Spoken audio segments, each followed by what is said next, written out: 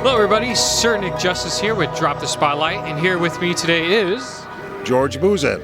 And you might also recognize his voice as, of course, Beast. And, tell us a little bit, what was it like working on this childhood X-Men series that, people today are still in awe by it? Well, I was in awe when I got the part because I was about 10 or 11 years old when the comic book first came out. And I had probably an X-Men #1, and I was a fan of it. So when there came time to audition for the series, a lot of people didn't know what it was.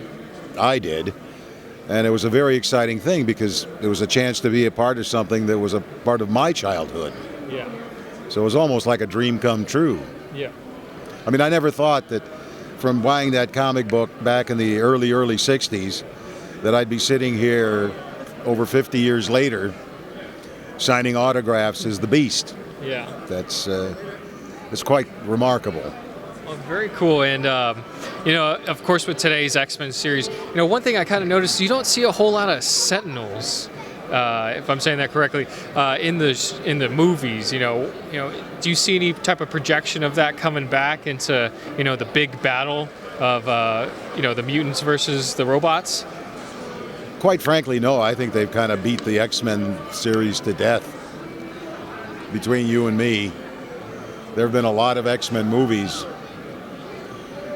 Whether they go forward with any more remains to be seen, but we really didn't have much to do with the movies anyway. I had a tiny part in the first one because of my part in the TV animated series. And Bryan Singer even said that had it not been for our animated series, they wouldn't be making the movie that was made in 2000. And, of course, with the holidays right around the corner, I couldn't help but, of course, recognize your Santa. Can you tell us a little bit about that role? Well, I don't want to give anything away because that does have a twist at the end. But that also was a very exciting thing. I hadn't done very many horror movies. I think the first one I did was The Brain, which has now been re-released on Blu-ray. So there we are, a little plug.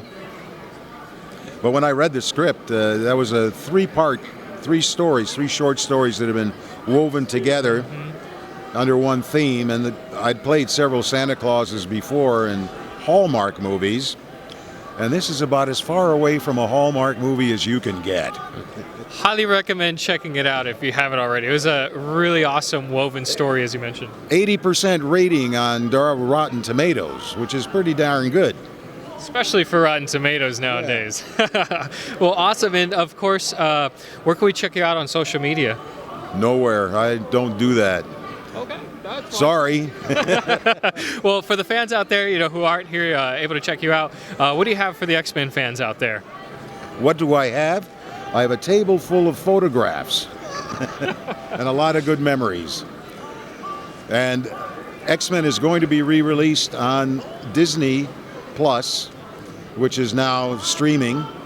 And I think they are remastering and re-releasing the entire X-Men Taz series. So you can keep your eye out for that. That is awesome. And you guys heard it here first. Be sure to check them out if you see them at the cons. Sir Nick Justice, see you there.